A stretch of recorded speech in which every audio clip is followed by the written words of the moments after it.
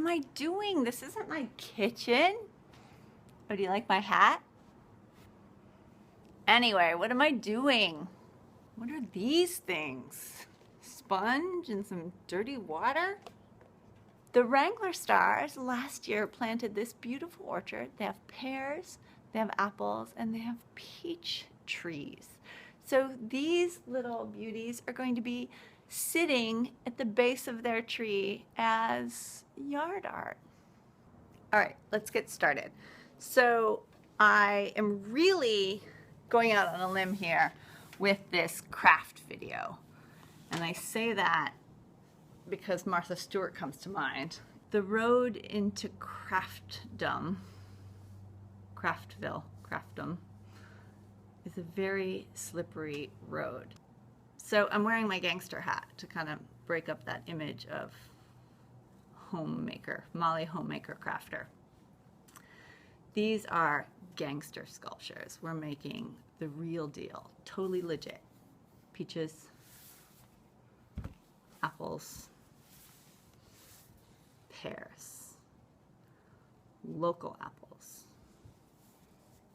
local peaches, and not so local pears.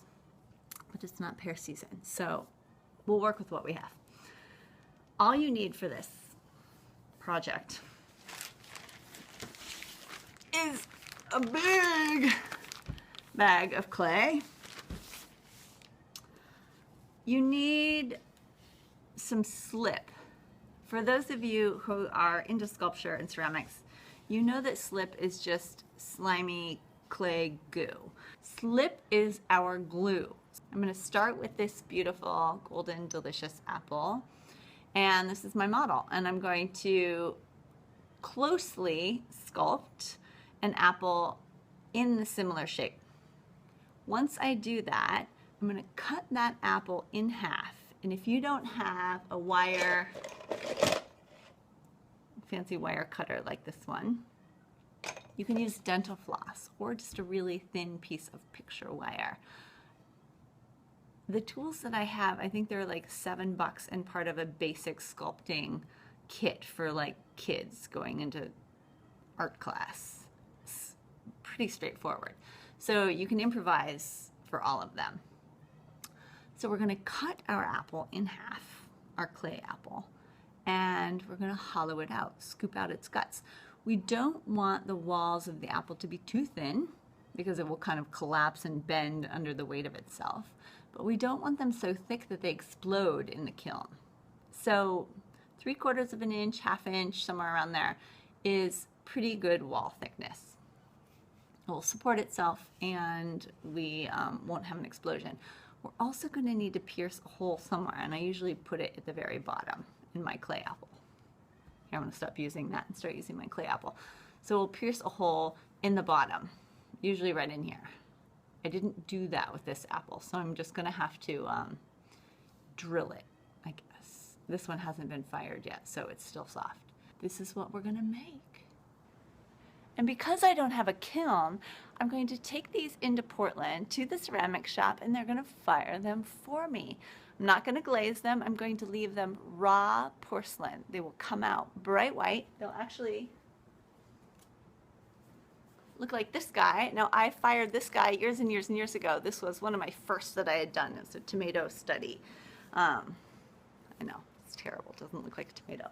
But they're super hard, like pottery hard, porcelain hard. And you put them out in your garden under the base of your trees.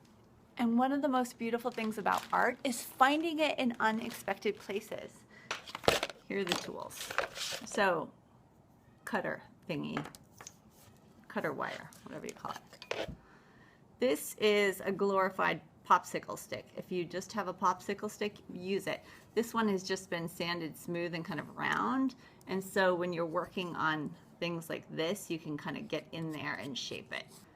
This is a handy little jobby for hollowing out the middle. So once we have a solid apple, we have it cut in half, you just scoop around and you can cut out that bit. You can also use a spoon. You can tell I'm related to Wrangler Star. Look at the quality of my tools. covered in clay from my last project. No boiled linseed oil. Shame.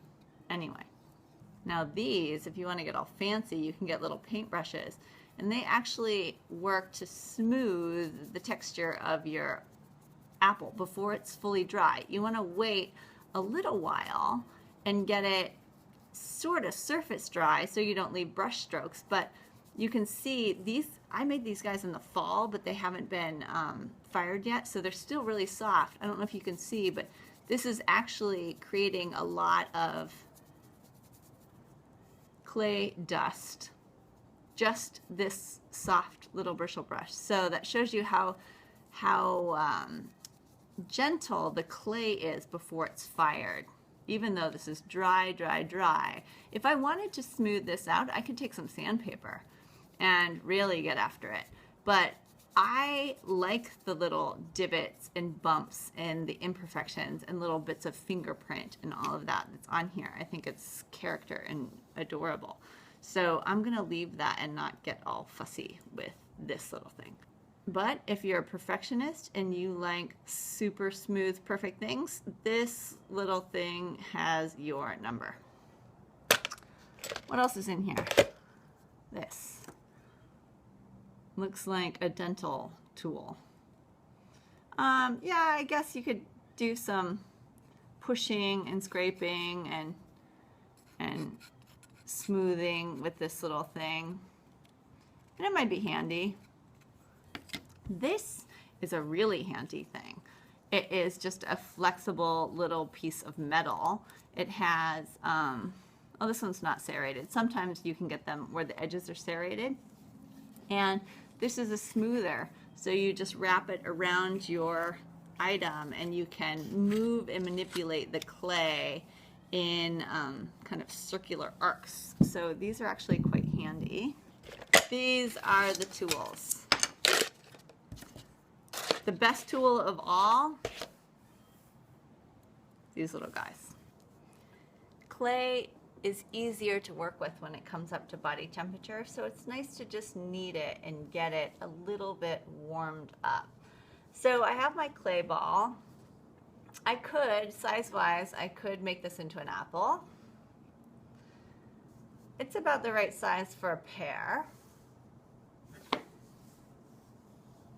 It's a little bit big for the peach. So since I've already done an apple, let's do a pear. Let's do this guy.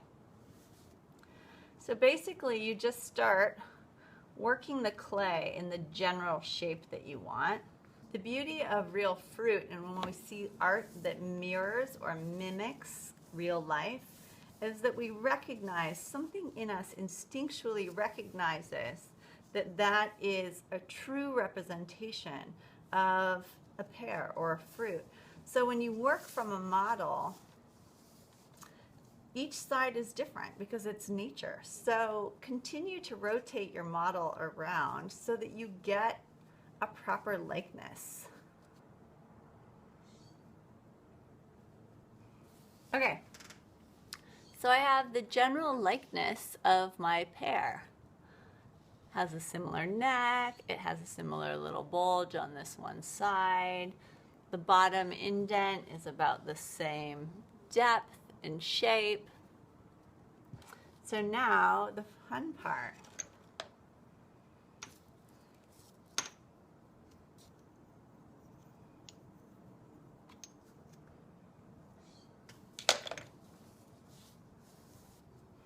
And you take this little guy and you just start to carve out the inside. If you make it too thin, you will rue the project. So it's always best to err a little on the thicker side until you get used to working with clay and you know how much weight it can support.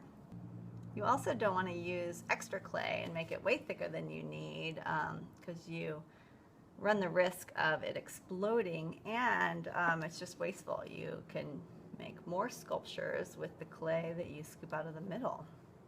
Here are our two hollowed out halves. So we're going to put these things back together, but we can't just stick them back together like this. We need to glue them or they won't withstand the kiln. They'll break apart. So here's what we do. You score the entire perimeter of your pear. So every little bit that's going to be glued back together and going to come into contact with another piece needs to be scored. And it needs to be scored in a couple different directions. So you hatch it one way and you go back and you cross hatch another way.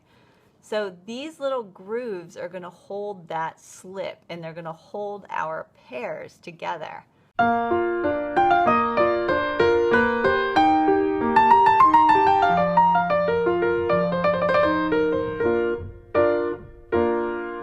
I've got my two goopy halves. I want to kind of seat them back together and just kind of squish them back and forth. They are softer now that there's water on them, so you want to be very careful. And then along the seam, I'm going to hatch this some more. So basically this is like stitching it back together. I know, it looks like I'm just ruining it, but this is tough love. It's for its own good. We haven't put any details on it at this point. We've just gotten the shape. So we're going to go back through and patch up any of this scar. We're just going to take this coil,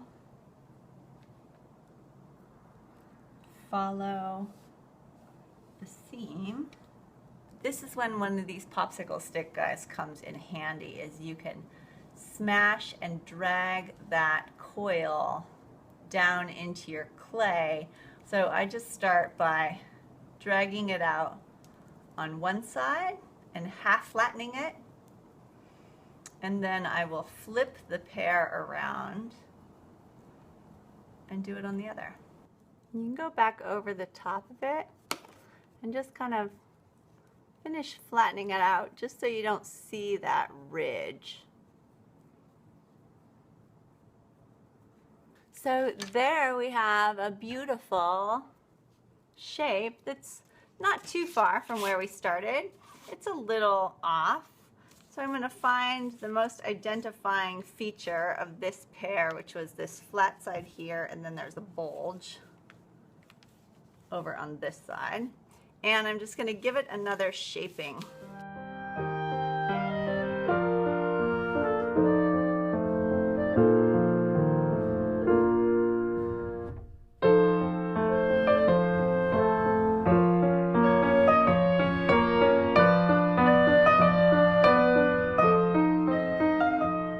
Voila!